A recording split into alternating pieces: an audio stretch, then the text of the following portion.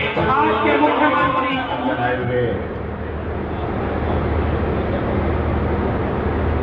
दुनिया के सर्वश्रेष्ठ शिक्षा मंत्री माननीय मनीष सिसोदिया जी, मंच पर बैठे हुए हमारी पार्टी के सभी लीडर्स, क्योंकि सभी वरिष्ठ जिसका नाम लूंगा तो समय बहुत लगेगा, मंच के सामने बैठे हुए राजसमंद आदमपुर के सभी सम्मानित मेरे बुजुर्गों, नौजवान साथियों, माताओं, बहनों, प्यारे बच्चों, सबको हाथ जोड़ के नमस्कार। आज शिक्षा अधिकार पंचायत में एक ऐसे शिक्षा मंत्री को सुनने के लिए आप सब यहां पर आए हैं। यदि अमेरिका के राष्ट्रपति हिंदुस्तान में आते हैं तो उनकी धर्मपत्नी कहती है मैं इनके स्कूल देखना चाहती हूं। देश का प्रधानमंत्री बहुत मना करता है कि भाई किसी और जगह के स्कूल देख लो, वो कहते हैं नहीं, मैं तो मनीष सिसोदिया जी के दिल्ली के स्कूल देखूंगी। 5 साल के अंदर क्या कमाल क्या है, एक स्कूल के एक बच्चा खुश रहने का। एक ऐसे शिक्षा मंत्री जिन्होंने दिल्ली के सरकारी स्कूलों को इतना बेहतरीन बनाया कि 3 लाख से ऊपर बच्चे प्राइवेट स्कूल छोड़ के सरकारी स्कूलों में भर्ती हो गए। जब सरकारी स्कूल बढ़िया हो गए हैं, प्राइवेट की जरूरत नहीं रही। एक ऐसे शिक्षा मंत्री जिन्होंने प्राइवेट स्कूलों की फीस पे ऐसा लगाम लगाया कि फीस बढ़ाना तो भूल गए, पिछले कई साल से जो फालतू फीसें ले रखी थी वो माँ बाप को वापस करनी पड़ेगी।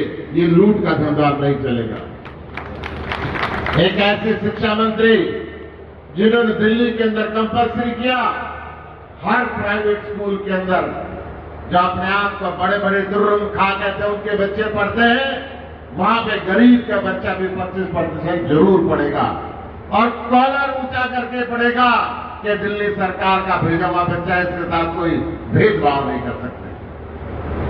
एक ऐसे शिक्षा मंत्री जिनके स्कूल संभालने के बाद दिल्ली के सरकारी स्कूलों का रिजल्ट 99.6% आने लगा। एक ऐसे शिक्षा मंत्री जिन्होंने दिल्ली के सरकारी स्कूलों के बच्चों को नौकरी मांगने वाला नहीं, नौकरी देने वाला पाठ्यक्रम पढ़ाया ताकि वो आगे बढ़ के दुनिया के अंदर एक अलग से तरीका पहचान बना सके। आज राजसमंद में आए हैं, मैं उनका हार्दिक अभिनंदन करता हूं, स्वागत करता हूं। राजसमंद के लोगों, मैं आपसे कहना चाहता हूं, एक ऐसी पार्टी जिसने देश के किसानों के साथ 3 काले कानून बनाकर इतना बड़ा धोखा किया था, एक ऐसी पार्टी जिन्होंने फसल बिकने वाली मंडियों को बंद कराने का ठेका अडानी और अंबानी को दे दिया था, एक ऐसी पार्टी भारतीय जनता पार्टी जो किसानों को मजदूर बनाने में तुल गई थी। आज देखो रे जाड़े, इन आख्या के हटाकर देखो रे जाड़े, हरियाणा सरकार ने पाड़ दिए चाड़े, सरकारी स्कूलों पे ला दिए ताले। इतना मजबूर क्यों करे हैं ये गरीब के बालका ने पढ़ाई से दूर क्यों करे हैं? मास्टर पूरे नहीं, मास्टर पूरे नहीं, बिल्डिंग टूटी पड़ी थी, ठा रखा था नाश, इबियो 140 भी लाकर तोड़ दी आखिरी आस। पूछो रे सवाल क्यों बढ़ के बैठे हो लाश? ये नन्ही आंखों के सपने चूर क्यों करे हैं? ये गरीब के बालका ने पढ़ाई से दूर क्यों करे हैं?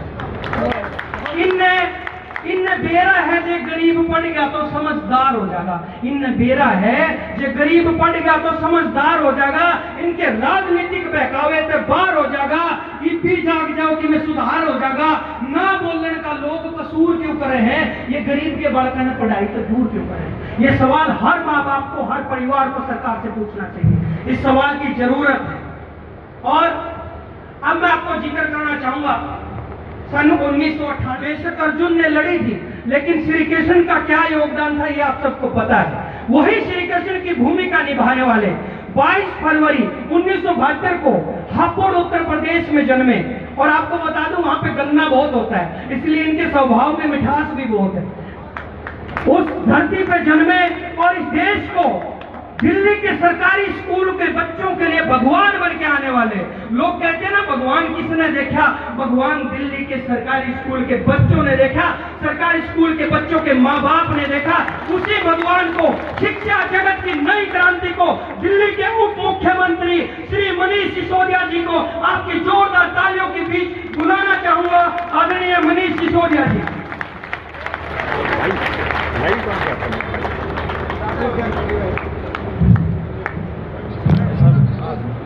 भारत माता की वंदे वंदे। मंच पर उपस्थित देश के लोकप्रिय राज्यसभा सांसद भाई, थोड़ा से बोलो। मैं इनकी तरफ से कह देता हूं पहले कि देखो, अगर फोटो ही खिंचाना होता तो मेरे घर पे ही आ जाते। यहाँ क्यों आया था मैं? ये तो मैं इनसे मिलने आया था, इनको कुछ बात करना आया था। तो थोड़ा सा, मैं जानता हूं कैमरा की ताकत है, पर कैमरे की ताकत भी तब तक ही है जब तक इसका फोटो जनता देखती है।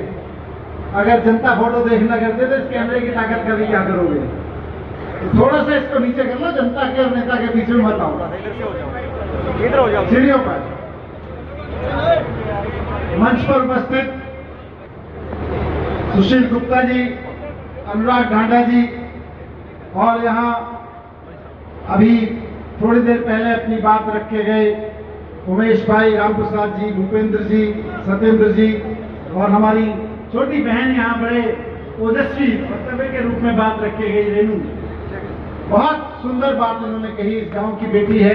मुझे बड़ा अच्छा लगा इनकी बात सुन के। सबको और यहाँ उपस्थित सभी बुजुर्गों को, सभी युवाओं को, सबको नमस्कार, सबको राम राम। साथियों,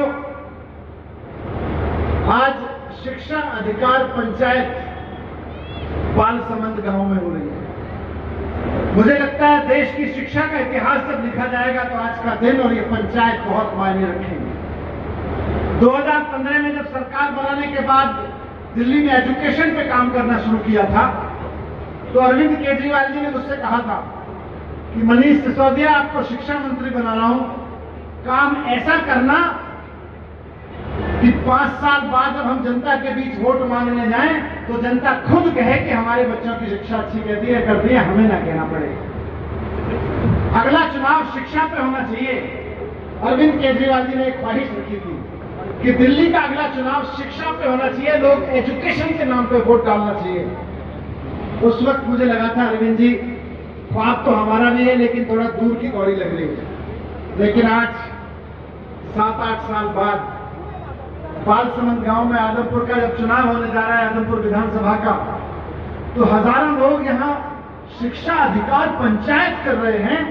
या आज से 50 साल बाद पीढ़ियां पढ़ेंगी कि कौन लोग थे वो लोग जो राजनीति से, जो जात पात धर्म की और दलों की राजनीति से बाहर आके शिक्षा की राजनीति में आके पहली बार चुनाव के लिए शिक्षा अधिकार पंचायत करने बैठे थे। तो लोगों को बताया जाएगा कि बालसमंद गांव में चुनाव से पहले देश की पहली शिक्षा अधिकार पंचायत हुई। ऐसा नहीं है हम शिक्षा पे पहली बार बात कर रहे हैं। बड़े बड़े एसी शोरूम में बड़ी बात होती है, एसी कमरों में बड़ी बात होती है शिक्षा में, बड़े बड़े सेमिनार में बड़ी बात होती है, लेकिन जब चुनाव की बात आती है तो मैं समझता हूं, मैं भी पत्रकार रहा हूं, अनुराग भी पत्रकार रहे हैं, बहुत सारे पत्रकार यहाँ खड़े हैं देश के जाने माने।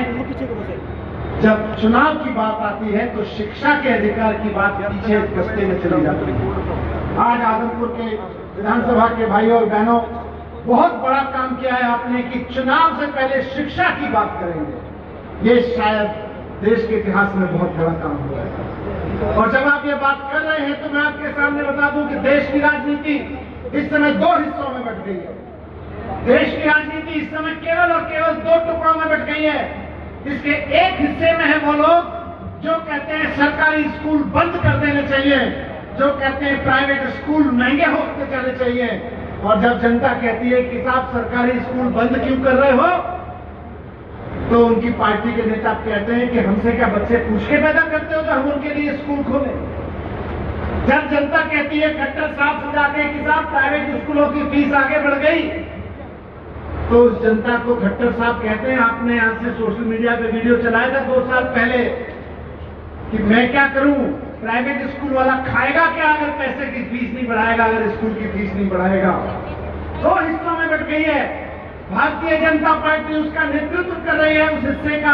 कांग्रेस उसकी पिछलत्तू बन के वहीं बैठी हुई है उसी खेमों में कि सरकारी स्कूल नहीं होने चाहिए देश में। देश में सरकारी स्कूल होंगे तो गड़बड़ हो जाएगा। ये हिस्सा है। इसी के तहत हरियाणा में 700 सरकारी स्कूल बंद कर दिए गए। 21वीं सदी में जब देश शिक्षा का क्रांति कर रहा है, उस वक्त हरियाणा 700 स्कूल बंद करके बैठा है।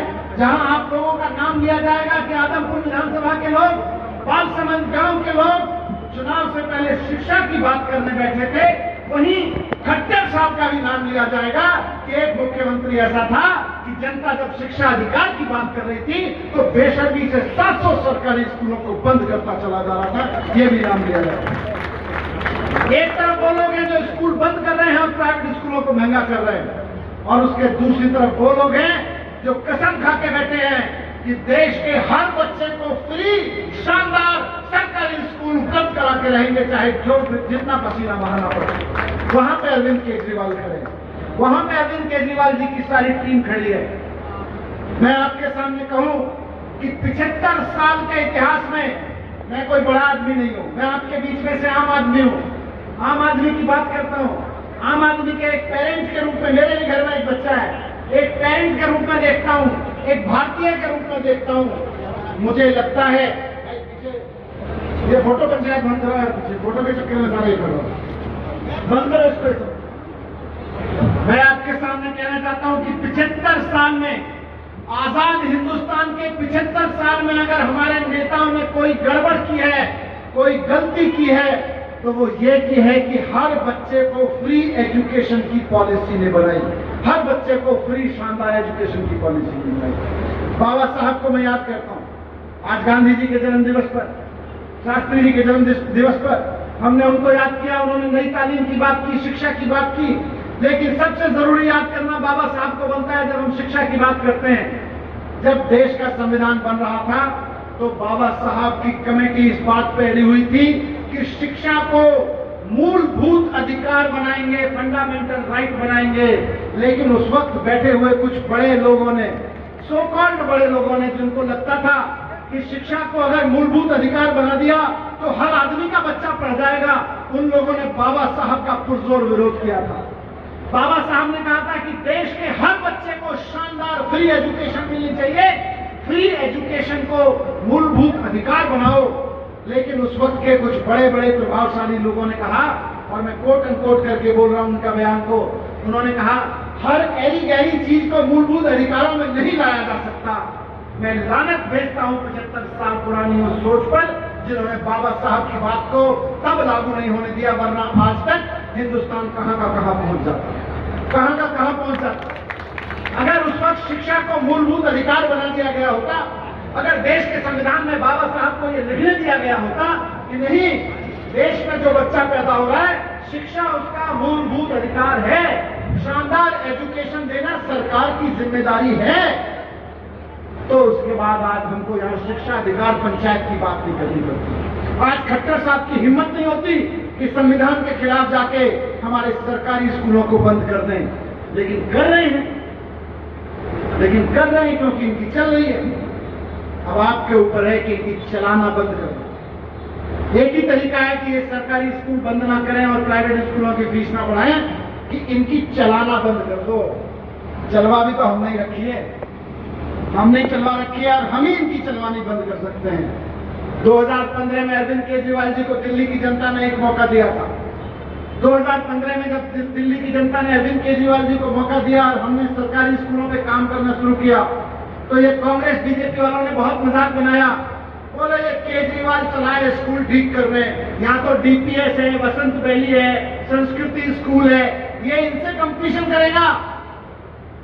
लेकिन केजरीवाल की जिद का नाम है। जिस चीज को ये कांग्रेस बीजेपी, जिस काम को ये कांग्रेस बीजेपी वाले कहते हैं कि हो नहीं सकता, अरविंद केजरीवाल जी धारा के विपरीत खड़े होकर कहते हैं हो तो सकता है।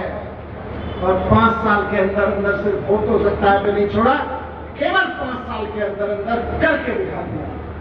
इसीलिए आज आपके बीच में आके कह रहा हूं, शिक्षा अधिकार पंचायत में आपके बीच में आके कह रहा हूं कि एक मौका अरविंद केजरीवाल